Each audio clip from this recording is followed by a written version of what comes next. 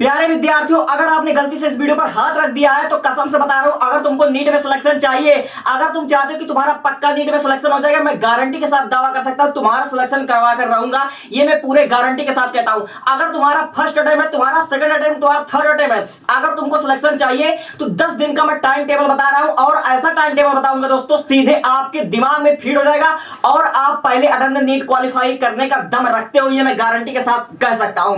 तो मैं बिना देर के हुए वीडियो की शुरुआत कर देता हूं, क्योंकि ना टाइम तुम्हारे पास है ना टाइम मेरे पास है, और सौ की सीधी बात मैं तुम्हारा एक मिनट भी बर्बाद नहीं करने दूंगा। सबसे पहली बात मैं तुमको बता देना चाहता हूं, तुम 2026 में नीट का पेपर दोगे तो नीट का पेपर तुम दोगे, तुम्हारे लिए मैं टाइम टेबल लेकर आया, लेकिन कुछ बातें तुमको बता देना चाहता हूं। सबसे पहली बात, जब मैं प्रीवियस ईयर का एनालिसिस कर रहा था तो 2010 में, 2011 में, 2012 में, 2013 में, यानी कि 4 साल में बायोलॉजी में सबसे ज्यादा डायग्राम पूछे गए हैं, और मुझे लगता है कि 15 साल के बाद वह हिस्ट्री रिपीट हो गई। यानी कि आपको क्या करना, 10 दिन का मैं टाइम टेबल पहले बता रहा हूं, उसके हिसाब से तुमको पढ़ाई करना। और दोस्त यही टाइम टेबल तुमको होना चाहिए, यही टाइम टेबल तुमको सिलेक्शन दिलाएगी। तुम रिवीजन कर रहे हो, तुम कुछ भी कर रहे हो, पहले मेरा बात सुन लो। सबसे पहली बात, मैंने 2011 में, 12 में, 13 में, 14 में जब मैंने प्रीवियस ईयर का एनालिसिस किया तो 8 से 10 डायग्राम सीधे आपको 2011 में देखने को मिला, और 2013 में टोटल आपकी 11 डायग्राम देखने को मिला। इसलिए आपको कुछ नहीं करना है, पहले दिन में आंख बंद करके, पहले दिन में यानी कि डे फर्स्ट में आपको आंख बंद करके पूरे किताब का 11th हो 12th हो, यानी कि पूरी सिलेबस का पहले दिन में आपको पूरा डायग्राम कवर करना है। पूरे दिन में आपको पूरा डायग्राम, बायोलॉजी के आपके जितने भी डायग्राम है, चाहे जितने डायग्राम है मेरे दोस्त, एक दिन में 24 घंटा होता है, और एक नीट एस्पिरेंट जिसको नीट का पेपर देना होता है कम से कम 12 घंटा पढ़ाई करता है, और 12 घंटा पढ़ाई करता है। तुम्हारे पास सिर्फ 10 दिन बचा हुआ है, इसलिए तुम चाहे जो करो मैं नहीं जानता, इस टाइम टेबल से पढ़ाई कर लो, सिलेक्शन तुम्हारा गारंटी के साथ होगा। क्योंकि मुझे ऐसा लगता है कि बायोलॉजी में इस बार ज्यादा से ज्यादा डायग्राम ही देखने को मिलेगा, इसलिए कुछ मत करना, पूरे बायोलॉजी का जितना भी डायग्राम है प्रैक्टिस कर लो, चाहे 11th का हो चाहे 12th का हो, पूरा का पूरा तुमको, और मर्दों वाली बात, पूरा का पूरा तुमको कवर करना है, चाहे जो हो जाए, सारा का छोड़ दो, सारा झंझट छोड़ दो और इसको कवर कर लो, पूरा का पूरा डायग्राम 11th 12th पूरा का पूरा डायग्राम पहले दिन में तुम्हारा कवर होना चाहिए। अब देखो सेकंड डे का तुम्हारा प्लान क्या होना चाहिए। सेकंड डे का तुम्हारा जो ऑर्गेनिक केमिस्ट्री, इस साल जेईई मेंस का मैंने पेपर देखा, बहुत ही टफ, मतलब लेंदी आ रहा है, केमिस्ट्री टफ आ रहा है। 2025 में फिजिक्स ने आपको रुलाया था, मुझे लगा 2026 में आपको केमिस्ट्री ना रुला दे, इसलिए कह रहा हूं दोस्तों, ऑर्गेनिक केमिस्ट्री को मतलब सेकंड डे में, दूसरे दिन में आपको ऑर्गेनिक केमिस्ट्री का पूरा पर्दाफाश कर देना है। 11th का हो चाहे 12th का हो, पूरा का पूरा आपको ऑर्गेनिक केमिस्ट्री उठाकर पढ़ना है। 11th का हो 12th का हो, वीडियो लेक्चर के माध्यम से समझ लो, किसी बेस्ट टीचर से समझ लो, जिससे तुम पढ़ते आए हो उससे समझ लो, पूरा का पूरा ऑर्गेनिक सिस्टम तुमको खत्म कर देना है।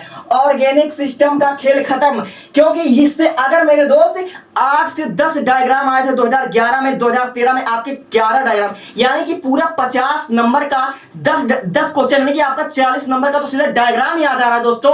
तो डायग्राम को पहले दिन में कवर कर लो, और दूसरे दिन में आपको पूरा का पूरा ऑर्गेनिक केमिस्ट्री खत्म करना है, और आपको एकदम से समझिए चैप्टर वाइज एक एक लाइन नहीं पढ़नी है एनसीईआरटी की, most important repeated, most important, most important, जिसकी संभावना सबसे ज्यादा हो उसी को पढ़ना है, ठीक है।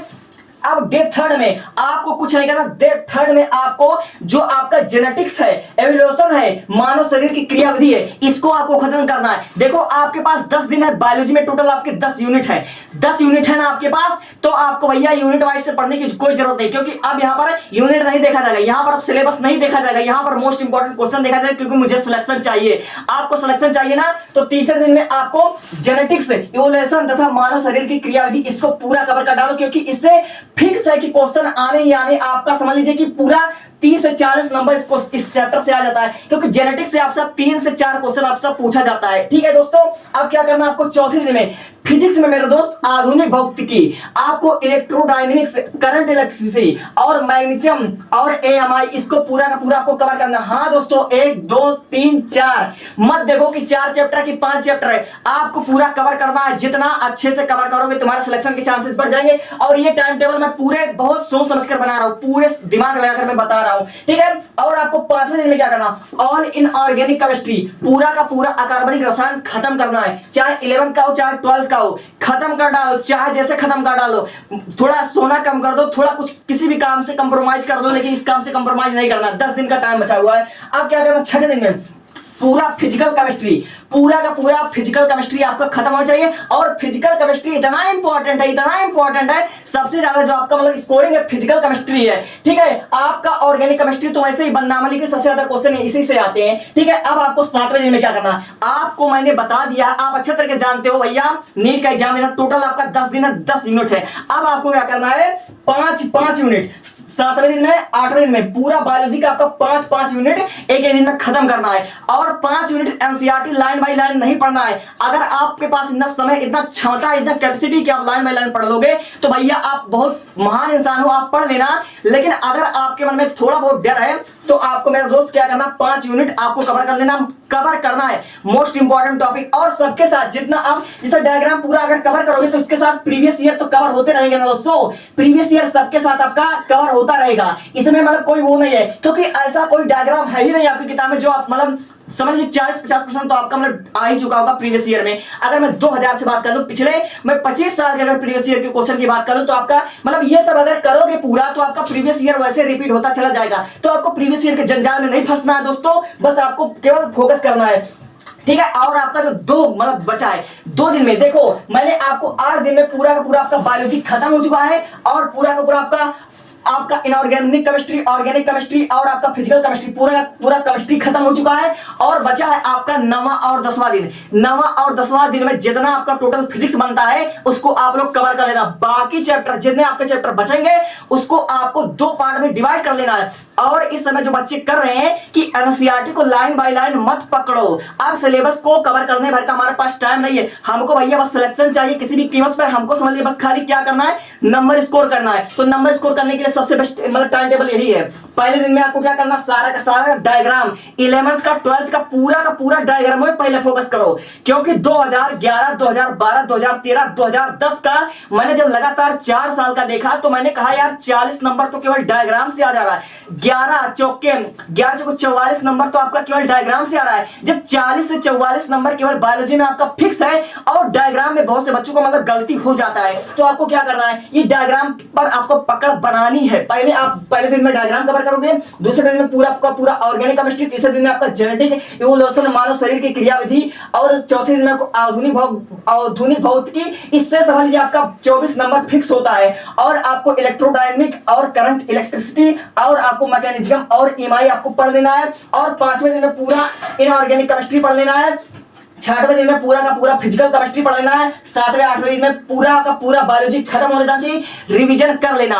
और सबसे ज्यादा मैं जरूरी बात ये बताना चाहता हूं, अगर आपको मतलब नीट में सिलेक्शन चाहिए तो मुझे आपको लगता है कि 2010 2011 2012 2013 यानी ये 4 साल का आप मतलब प्रैक्टिस कर लीजिए। मुझे लगता है कि इसी 4 टॉपिक पर, इसी 4 पेपर पर आधारित आपका 2026 का पेपर बनेगा। मुझे पता नहीं क्यों ऐसा लग रहा है, आप इसको एक बार देख लीजिए मेरे कहने से। फिलहाल बहुत से बच्चों ने कर दिया होगा लेकिन आप एक बार आपसे देख लीजिए, क्योंकि मुझे लगता है इस साल बायोलॉजी में ज्यादा से ज्यादा आपका डायग्राम रिपीट होगा, ज्यादा से ज्यादा आपका डायग्राम रिपीट होगा। और इस साल मतलब पेपर अगर ज्यादा टिपिकल बना, ज्यादा लेंथी बना तो आपको केमिस्ट्री फंसा सकता है, क्योंकि जेईई मेंस में भी यही हुआ है। ठीक है, तो भैया जो मैंने कहा 10 दिन मेरी बात मान लो और आपको मॉक टेस्ट जरूर देना है। देखो मॉक टेस्ट तो आपको जरूर देना है, क्योंकि जो आपका सबसे ज्यादा ब्रह्मास्त्र होगा वो आपका होगा मॉक टेस्ट और पीवाईक्यू होगा। तो भैया जब इस सब चीज को कवर करोगे तो पीवाईक्यू तो आपका अपने आप कवर होता रहेगा ना। तो इससे मुझे कहने की जरूरत नहीं है, बस खाली इस टाइम टेबल से पढ़ाई कर लो और आपको मॉक टेस्ट डेली देना है, डेली प्रैक्टिस करना है। Thanks for watching.